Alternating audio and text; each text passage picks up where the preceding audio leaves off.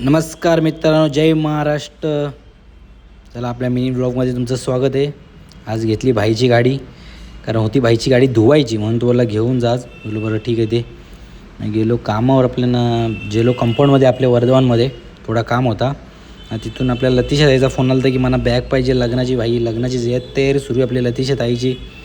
Bag बी बघितलं आणि तिला सांगितलं बाबा एवढाच आहे. या 3 बॅग आहेत, 27-21 असा काही साईज आहे त्याचा. तिकडून गेलो मग आपण अंजूरवाड्याला आपल्याला जरा काम होता.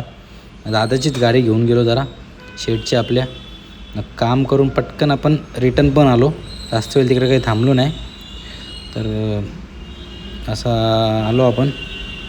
जाता तर मग जास्त काही एवढा हे नव्हतं. सगळं लग्नाची तयारी चालू आहे. तर लवकरच आपलं हिचं लग्न आहे, टाणा मालवणला लग्न आहे आपल्या रजिशा जायचं.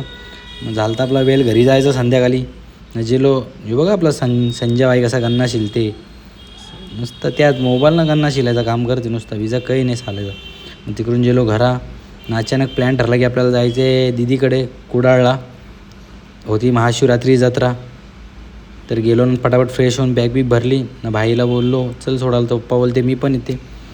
गेलो मग स्टेशनला. आपली भिवंडी स्टेशनवर ट्रेन होती, ओका ट्रेन 11ची. अजून कारला तिकीट ना. स्टेशन बघा पूर्ण आपला नवीन झाले ना, खाली होता, गर्दी नव्हती ना. असं ट्रेन आली ना, आपण बसलो, गर्दी होती जनरलमध्ये. नंतर भेटली आपल्या जागावरती. चलो बा.